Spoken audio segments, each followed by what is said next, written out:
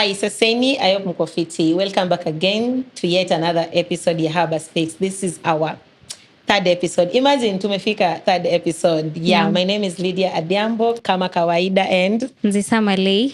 Karibuni tena sana na leo tunaenda kuongelelea a topic that is very important. Something that we really need to sisitiza on. Like lazima tuongelelee with everything that is going on in this country. Hii ni topic yenye imeongelelewa mara kwa mara but we still felt it's very important to talk about it. Okay. We're going to be talking about consent and how consent and communication relate. Just around that, we're going to expound a lot on consent and communication. Yes. Yeah. So, tunajua vitu mingi zenye zinafanyika. For example, the violence that is going on, the femicide, rape, everything that is literally going against people. It's because there is no clear communication, there is no boundaries, and there is no consent. Yeah. So, wewe ukisikia consent, Nzisa, what comes into your mind? Or rather, what do you think consent is kwa kuelewa kwako wewe mwenyewe? Kulingana na kuelewa kwangu. Yes. I think consent inamaanisha kama ruhusa, kitu kama hiyo, or a green light to assign to say that this is a yes or this is a no. Yes. Yeah, or something that shows that I choose to participate in one or two. Yeah. Yes. For example, I'll use an example of married people. There is a debate that imekuwa ikiendelea. Unajua umeisikia, unaona venye unasema. Kuna debate imekuwa ikiendelea online sana for the longest time. Yeah, if you're a married person, mostly consent tukisikia, we relate it to sex, of course, as Africans, as just people.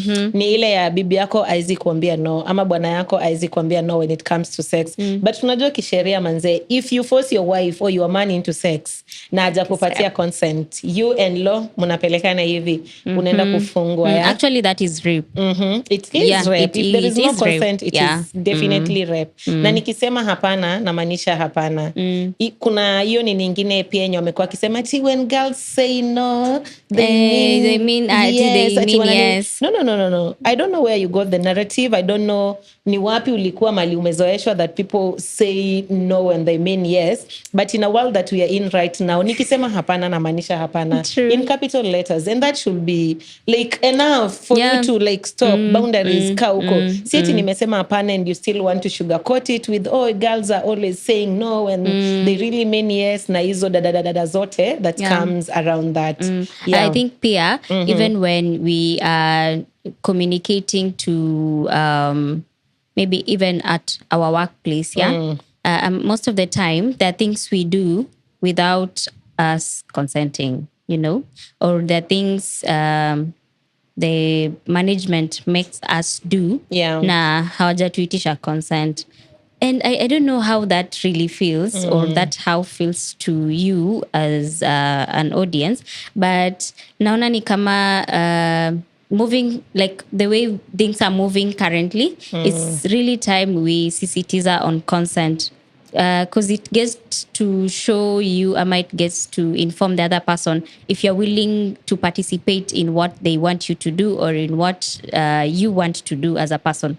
So yeah, consent it's so heavy and wide, but today we tutachambua kabisa. Na kuna sometimes that we've already we've done things without people's consent, without knowing. Kwa sababu, I mean, we get to learn every day. Vitu zinafanyika and you're just like, did they really? I took a photo of Nzisa somewhere and posted it online. Did they really even ask for consent before doing that?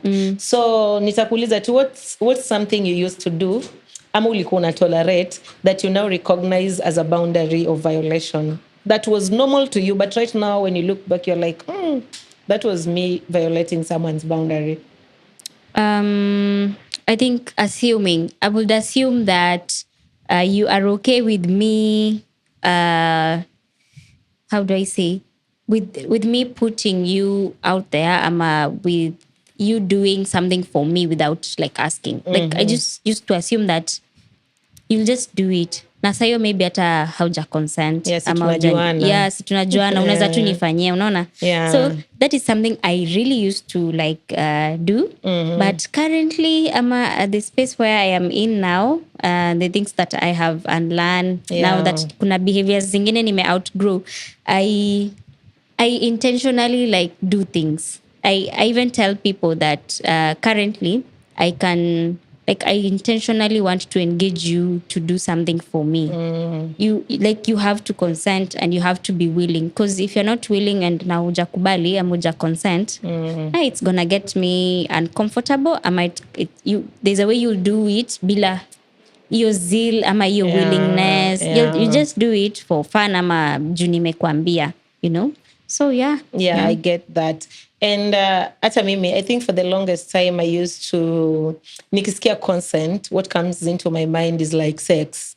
Just sex without all the other factors, what we've talked about. Like, for example, right now, nimeingia kwa hii room and I just go and hug someone, like, na hug mtu. Maybe someone is not in the space to even, unajua kuna watu tu, kumshika mwili yake, it's very, I know. Yeah. I've met people that do not want to be hugged. Until siku hizi nimeanza could learn that when I'm going into spaces, for me, hugging is like kuambia mtu hi, but to some people, it's not that. It's like, ukitaka kunihug, at least uliza if it is okay for you to hug me. And also another thing yenye imekuwa normalized, it's how women are sexualized. Unapita mahali and men just think they can touch you. Or just even fellow women. I mean, tumelalia wanaume sana and blame them for the longest time. But even women. I was in a space 3 days ago.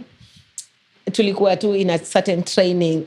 Nilikuwa nimeva dress that back yangu ilikuwa inaonekana somehow, and it was just hapa chini. Show us your back. Yes. So this woman, I know when women are also like sexually violating people out here and it's taken lightly. I don't know why.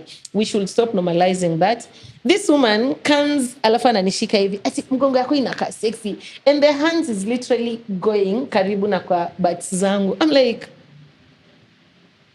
and then nimejam, and she's like, na kama alikuwa na appreciate, like, why? I mean, you get no, like, no. What if alikuwa na appreciate? Because like, kama inakaa sexy, I know inakaa sexy, but then asikushike nini junakaa sexy, sijakupatia consent ya sasa, unaweza toka tu kwa unishike venye unataka. And mi nilijam, because I was like, why are you like touching me like that? No way. I mean, nini nafanya? And then ata tuko close, but she took it lightly, and the fact that she even took it lightly is the reason why nilijam zaidi. Wow. Like, mbona unafikiria jam na wewe? No, nilikuwa nataka kumwonyesha that. Imagine mimi, we know each other, but you will touch somebody else like that and you won't. Ita turn out vizuri. You don't know what people are dealing with. I mean, some of us have been through shit. People have their own traumas that they're dealing with. You don't just go touching people around. So after hapo, we had a conversation and she was like, I'm sorry, mi nilikuwa najua tu, like, to her it wasn't a big deal per se, and she didn't even think itakuwa an issue. But the fact that nilimwambia no, I called her out and I was like, no, you don't, you're a woman. I mean, wewe mwanaume angekushika hivyo. And ingekuwa ni mwanaume amenishika kwa hiyo space, other women could be around like, mbona unashika mwana? But it is the same thing. It doesn't matter who it's coming from, whether it's a man or a woman. The fact that you're touching me without my consent, and not just touching me at umenishika mabega hivi, it's you literally trying to put your hands behind my butt. Hey, dress yako inaka. It's cringe, and siku get well. I love that you called her out, and at least you were in a space to like, mwambia, you know what, that was not cool. I did not like that. So, and I don't know how she took the fact that you said alichukulia lightly. It means watu kuinja wajui consent. No. And it's true. I agree, because I would see someone anakaa tu fiti, but I would appreciate, but not like kama ni sasa na sexualize ama namshika ama kitu kayo, but I would really like appreciate and ask, unakaa fiti and this, but yo extend ya kushika. I feel like now even women, we should also like anza kusisitiza, if we are, kama you are appreciating me, please don't touch me. I mean, mkono za watu. That was it was so bold and courageous of you to call her out. Have you ever experienced anything that you felt like was awkward, and maybe you did not have the courage to call it out, ama you just took it lightly, but sahi ukiangalia unasema I wish I could have done that. Because I mean, mimi I believe in correcting each other in instances zenye kitu imefanyika hapo. It's the way we change the narrative. Nikinyamaza juu umenishika kama nzisa leo, tomorrow then somebody else will feel it's okay for them to touch me, and then it keeps going on and on and on and on. With women I have not yet experienced, but with men I have, and it drains me, like inafanya nasikia ni kama so yeah, with men I have experienced that someone appreciates semekani my butt, oh kona ass, and they just like spank you, and you know what I do? Wewe anajua mi ni mdogo, mi ni kafupi, and naweza kwambia wewe, and you feel like I always like, hata kwa barabara. I remember there was a time I was in a shot, nilikuwa nimetoka out, it was in the morning, and some makanga guy was like akani spank. I don't know kama alikuwa chizi ama alikuwa makanga. Akani spank, and immediately I don't know hasira ilitoka wapi, like it looked like sasa nikaa tunataka kupigana, and then imagine I am so tiny, niko hapo hivyo nimeshika umsema. It looks funny, but it's not. Yeah, it's not funny. And I was so mad, and my friends were like, yo, kwani unaweza shika mtu hivyo? I'm like, yeah, ameni spank. Hata kama nimevaa short, it does not give you guarantee to like that touch me just like that. And this is something I get to see women experience.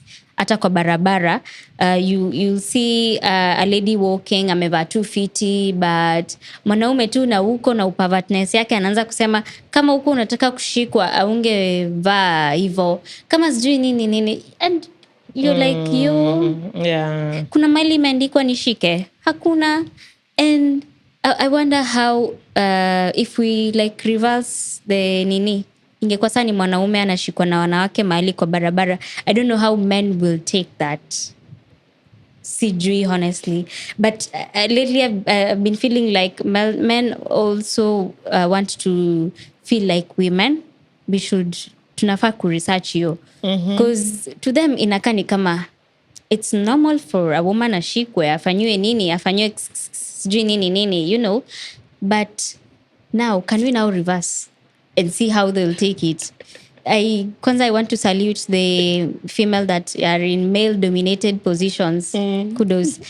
Tell us how it's going. But, you know, I really want, and I always say that I can't wait to see how men will deal with this generation of woke women. Women who are like, you know, I can be in that position and do you the same like you want to do me, you know? And yeah, I don't know.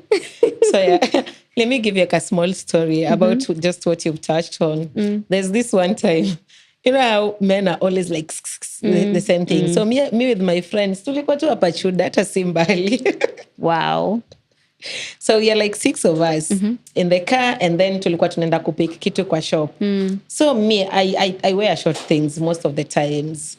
So I'm in my tiny short, and then my other friends are also in like 2 small dresses because tulikuwa tunaenda mahali after that. So we stop by the shop to get something, and then we go. So this guy courageously walks to us.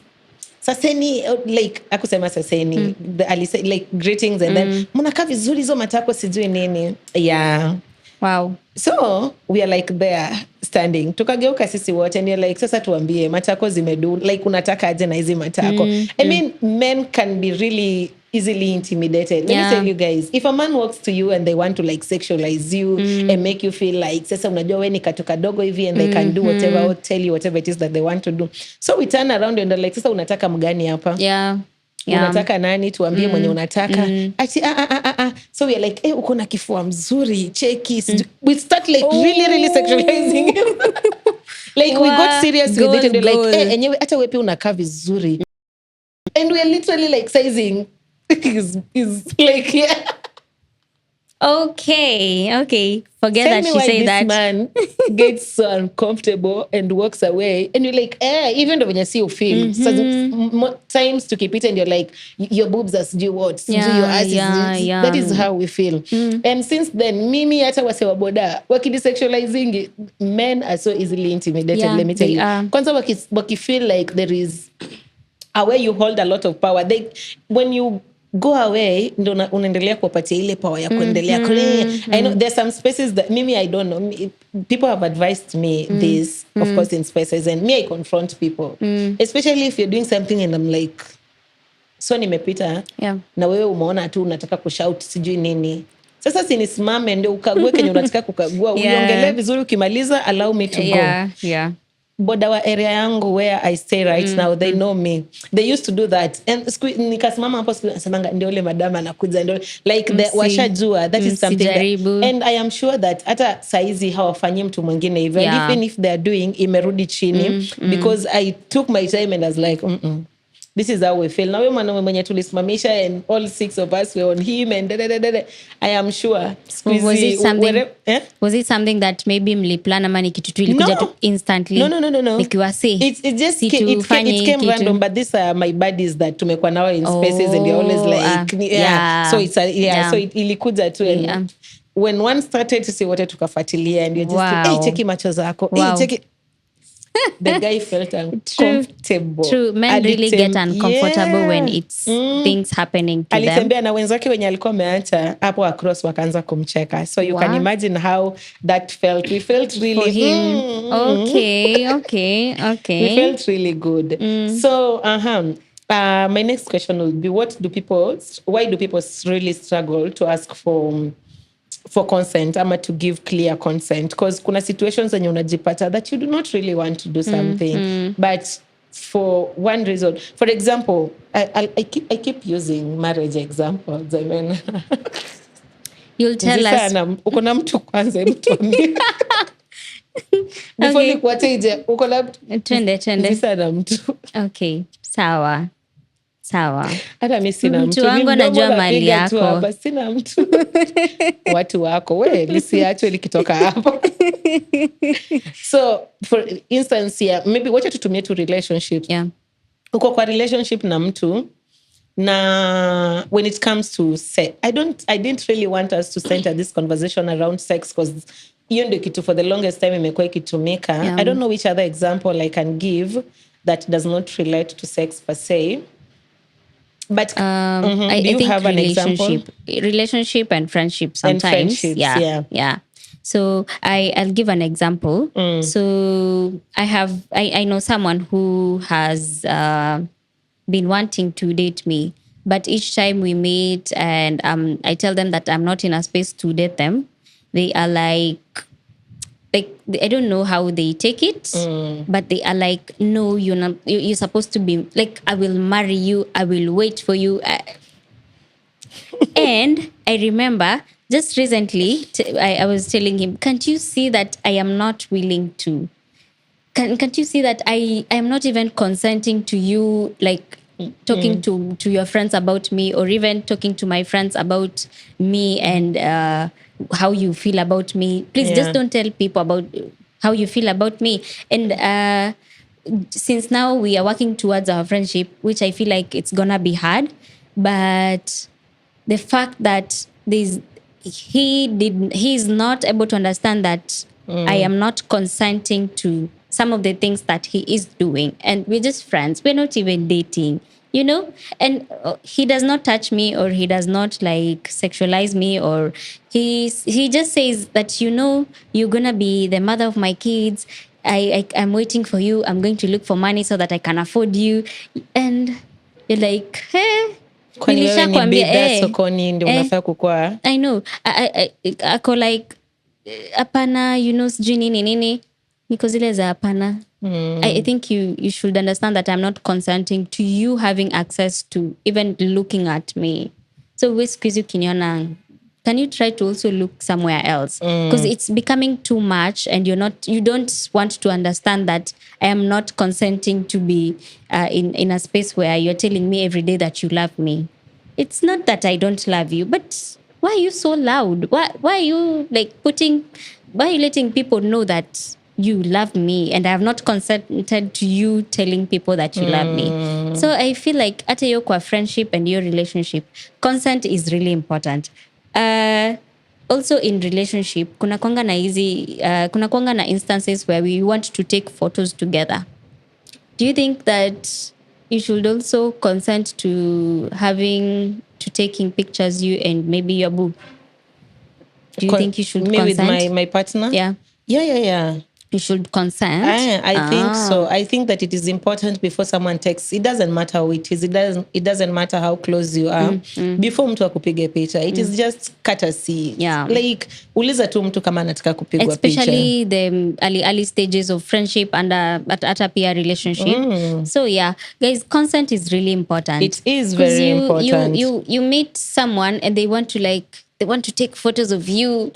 Uko hapo hivyo umetulia after the date, unashtukia hizi mapicha ushatandazwa mtandaoni. Alipost saa ngapi? And I don't know what is wrong with people who do not like ask consent. Yeah. But I've been feeling lately I really like napenda sana kuseek consent. It is in everything that I want to do. And I think hiyo tu consent inafaa tu kukua culture. Like inafaa tu kukua kitu yenyewe hata ufai ku.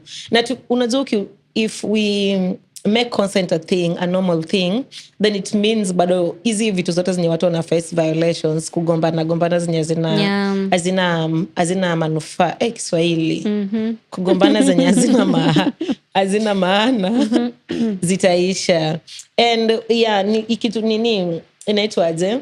Kama watu wenye tuko in the organizing space right now, I do mental health advocacy. I always post how I am open to people reaching out to me whenever they need help. I can be able to refer them to places, my counselor, my therapist, my psychologist, where they can be able to get help. Yeah. But you find that you have these people that you need to refer people to. Yeah. But watu wanataka wakumwagie hizo nini, whatever it is that they are going through. And you're like, hata mimi I'm going through a lot. I don't know if you've had friends like those ones that they like kuna mahali there is someone somewhere mwenye hii ni profession yake that nzisa nataka kuongea na mimi but siwezi sikiza nzisa sahi ama mimi pia mentally sitaki kujiongeza baggage because when you share wanasemanga hiyo problem shared is half solved. Yeah. The way that it is half solved is that mimi naenda kubeba shida zako zingine because like so my process hata mimi nimekusikiza and the mere fact that you're going through something as a human being I'm definitely going to be empathetic, I'm going to feel it, and all those things.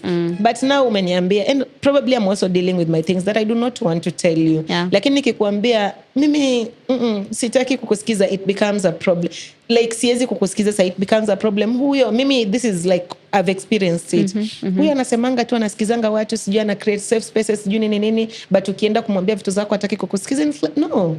That is not how things should go. Dealing with mine. I am also dealing with my own things. Mine there are times yours. that I can listen and there are times that no. Yeah. And it is okay for us to be able to be in a space where it's just like no. Yeah.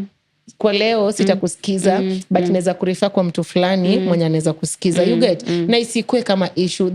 Those are sometimes things that we need to consider. Hata before ukuje kwa DM yangu for example unibwagie shida zako mimi nafungua message hivi and I'm like can we just normalize asking hi Nzisa, are you in a space to listen to me today? There is something that I want us to talk about. If you are then ndo nikwambie, if you're not then pia niseme hiyo mimi nafungua message hivi unapata. I know how that feels.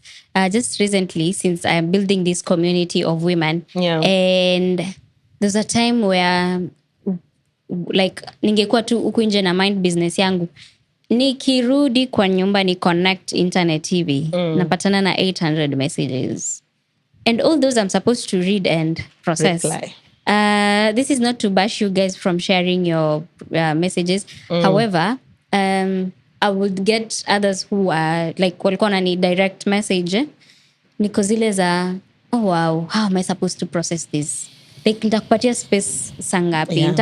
Nitakupea nani, And I've been finding myself like I reply and say, I might be willing to nini sahi to help you now, but I have 1, 2, 3 I'm doing. Can you wait? And or can I refer you to someone else?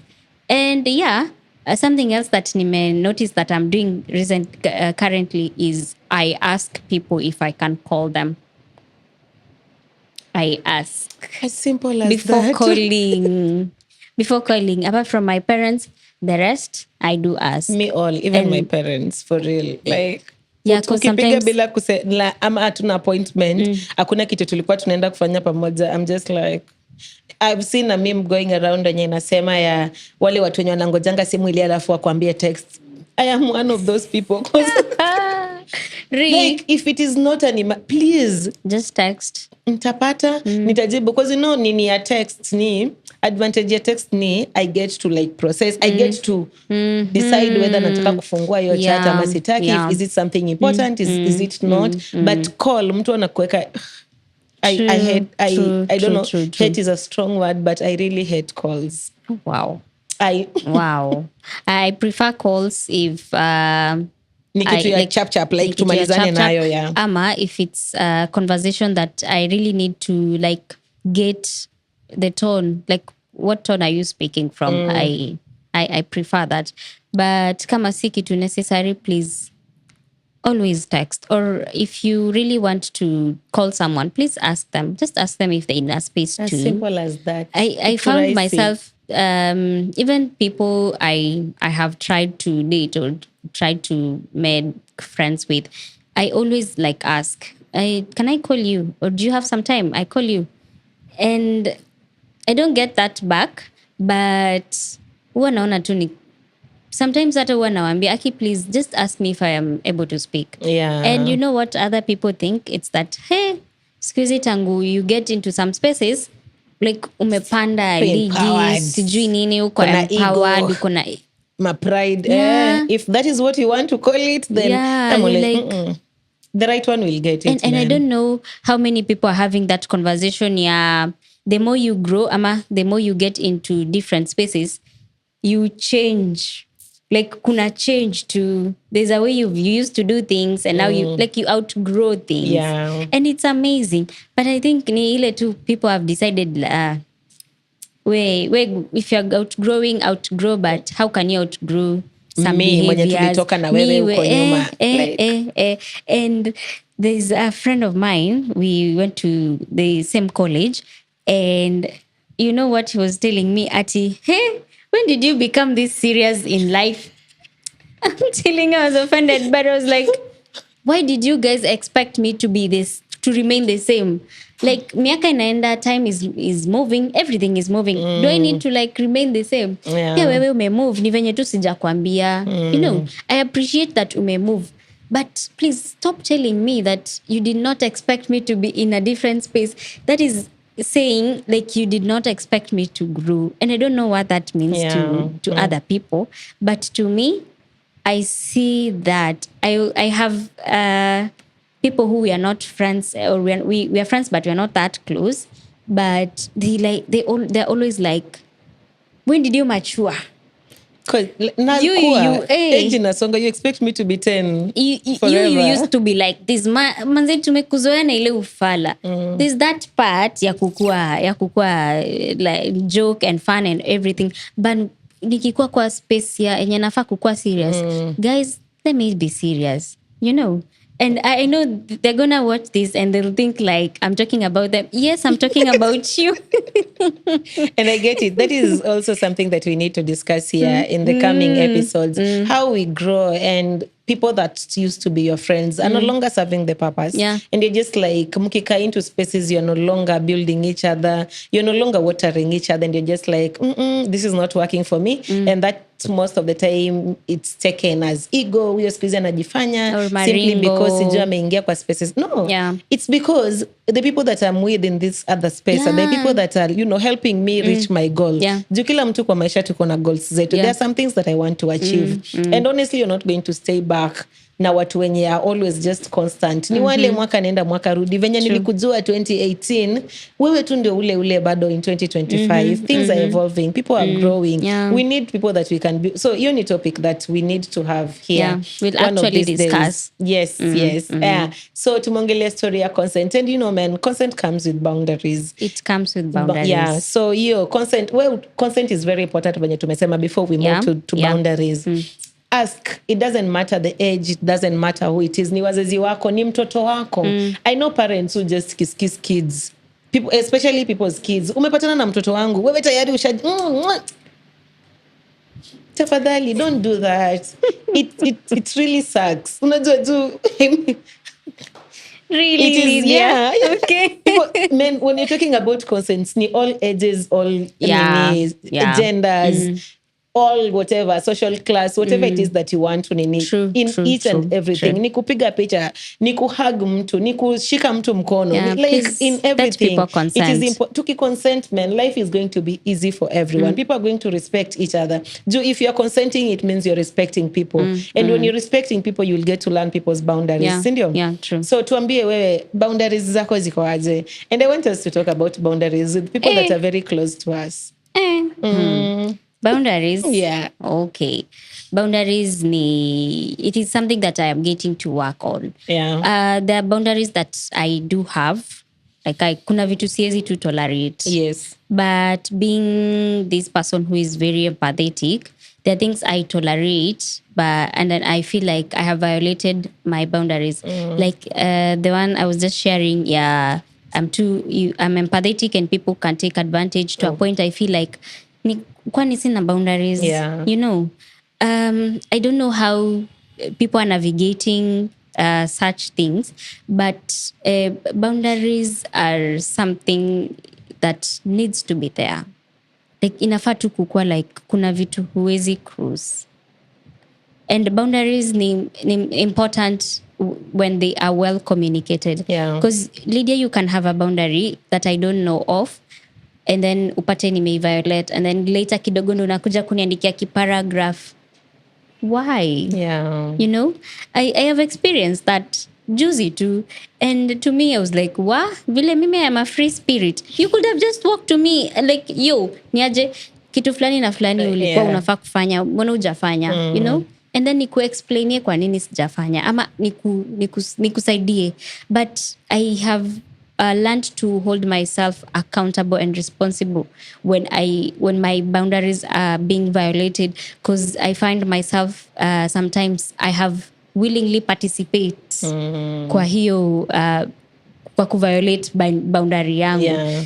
And yes, boundaries, it's a very tricky topic that we need to like more expound on more and more. And it comes with it goes zinaenda pamoja na consenting. Yeah. So yeah. But boundaries zangu sahi ni kazi ko 80%.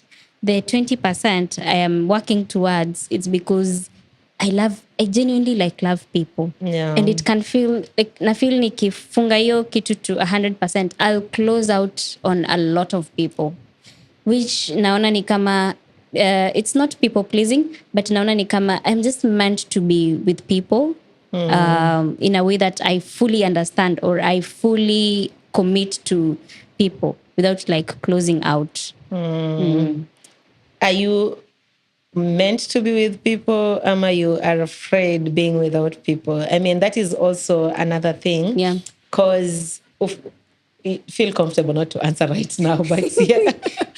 I think mimi boundaries zangu right now, where I am at, I have really, really worked on it. I had days that, man, I wanted to say things, but I couldn't right now. Ooh. Oh yeah, I get that. My boundaries are very clear, like crystal. I don't sugarcoat. I don't like ni apa na apa. Mimi, I have created boundaries with even my parents. Wow. Like very clear. Ni even. And it has costed me a lot. Wow. I have lost friends. I've lost people that were close to me. I went for almost 7 months without talking to my mother because of boundaries. Wow. So it is something that I'm very clear about. And ni kitu yenye watu wengi tunafanya we are compromising on it, but it's still causing our mental health. For example, I have talked to my mom about this, and I've spoken about this in so many spaces. So of course, I have consent to talk about this story anywhere from her. That is, I am a firstborn. Oh, wow. Child, a girl, a firstborn. So I have 2 younger siblings. My bro, my mwenye ananifuata immediate, alimaliza form 4 last year. So you know the responsibilities that comes with being a firstborn daughter. The nazitanga, how is it called? there is a word I'm looking for. The entitlement that ya parents kukua. have on firstborn children. Yeah. Because you're my firstborn child, or because Should do this and then you this. should do 1, 2, 3. And so it was in 2021. I had just had my second child. I'm a freelancer. I'm not like employed at nitapata maternity leave ya 3 months and then I'm still paid during the 3 months. So nikiwa home, I'm not earning. When I go out is when I earn. I have never been into like employment. Oh, yeah, you I don't told me. like employment. I don't like 8 to 4 things. I don't just like kitu yenye ati I am doing that same thing kila siku Monday to Friday. So I've never been into your employment. So nafanya kazi ndio nilipo. It's like I'm doing hizi job za lazima ni show up ndio lazima nilipe. So now I have a baby and I'm not going out, you're not meaning going there is to no work. income coming in. I'm using my savings and the money that I have. I have a young child that I need to take care of. And remember, back at home, there are expectations that have been there even before. So ilikuwa before, I used to think a lot about my mom, my siblings, and my grandma.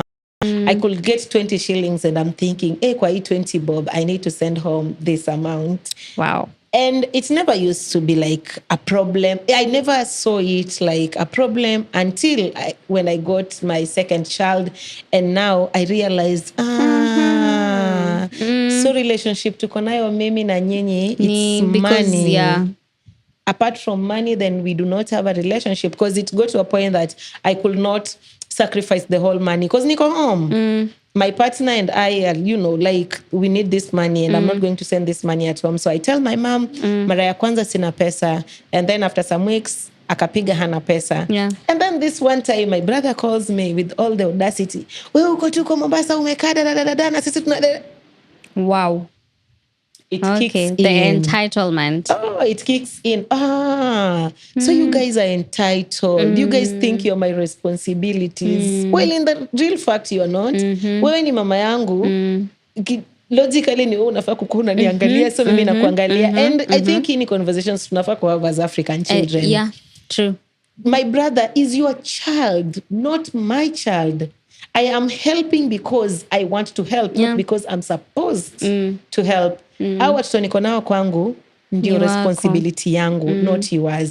So my brother says that and I'm like, okay. I cry my eyes out because mamangu sasa pia ameniambia maneno kama 10,000. I cry because this is something new.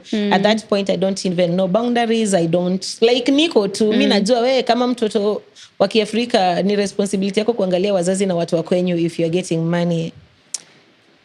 We actually need to talk about that. We will talk about that. So, yeah, Apple postpartum depression here and there, it happens. And then I get to talk to this counselor and now they open my eyes. You need boundaries. You really need to create clear boundaries with your parents. Oh, wow. You've mentioned that and I remembered a time where now I was going home and there were things that were expected of me. I have two families. Yeah. I'm in a blended family and I have a family now. My mom and my dad separated. So I remember a time where I was talking to a friend about how draining I feel by my other family. And I was like, I need to set clear boundaries. Yeah. And let me tell you the freedom that came with setting that clear boundary. Yeah. Hey. It was like, kama kimzigo kimeshuka. Like expectations zao, I say, I'm not meeting them and I'm not willing to meet them. But it really opened my eyes to a point where now I started filtering people who are close to me and anyone that I am intentionally trying to be with a mama, just anyone, and so boundaries. It's something that African parents should intentionally understand and let their kids also be willing to express their boundaries, in that case come taking care of your siblings. Of course, as a firstborn, I'm also a firstborn. And Look at us. I've held you, nimekuwa na hiyo feeling ya taking care of everyone, but until I learned your boundary that hey, kumbe no one is taking care of me. No one. Hey, hapana, I should not like others. Kwanza siku hizi na the fact that kwanza we lost our contract, no one apart now from Mother calling me, sending me food. Yeah. And maybe this is something people will never get to speak about. Yeah. But ukweli ingine, sometimes please let your parents know that you have this boundary, and it's not from a place of hate ama kichwa ngumu ama being rebellious. No, it's just from a place of taking care of yourself and also love. For you to be able to love them the way you want to love them, they should also be aware of how you want to love them. So each time you get a chance to express a boundary to a parent or someone that is close to you, please get to share the boundary and explain to them so that kusikwe na miscommunication ama misunderstanding. Yes. So yeah. Tunajua tukilelewanga in our setups, we are always thinking that juu mtu alikuzaa, then they are entitled to every part of you, and it erases the boundaries, the consent, the everything wanafaa kufanya kenye wanafanya. So yeah, it is really important we create boundaries. Kwanza hii phrase ya I am your mother, you should take care of me ndio baraka zikuje. Imagine baraka zitakuja tu. Yeah. They will come. They will really, na zitakuja mingi hata utashangaa. Because having said that, is kuna vile tu Africans we feel ni kama now, yes, mama ndio akona baraka zako but haizi funga. I don't know. Kuna tu venye haizi funga because sijui kwa nini watu walitudanganya hiyo. Kai? Sijui kwa nini watu walitudanganya. Yes. Take them as your mom. Usiwachukue ni kama you are God ama you are ka God. Yes. Treat them kama tu mom ama dad in that respect and that line. But usiviolate pia wewe boundary yako. Yes. And we are not saying that you should not take care of your loved ones or be there for them, but just do that if you are in a position to do it. Isikwe una strain mentally, you are not okay, but you're still doing it to please other people. So yeah, boundaries is a very, very, very, very huge topic. It's very wide. Na najua wengi wenyu mko in a space. Even right now as you're listening to this, you're probably doing something that you did not really want to do, simply because you're afraid of the outcomes ama ile kitu yenye itafanyika nayo. So yeah, I mean, I guess that is it from us today. We just want to let you know that consent, boundaries, and clear communication is very important. Very, very important. And that is the only way that we get to create safe spaces for people. We get to be there for people authentically without ish mingi. And yes, unaona huyo partner wako mwenye ako hapo anakufanyia vitu and you're afraid because ukimwambia utawachwa. Imagine hakuna kitu itafanyika hata ukiachwa. Like hakuna kitu. The world will not end. We should also do that. Life did not end when my partner refused to, or when I refused to. Yeah. It's meant to tunaongea but kuna topics kada. So yes, thank you so much for listening to us. Yeah. Until next time. Bye.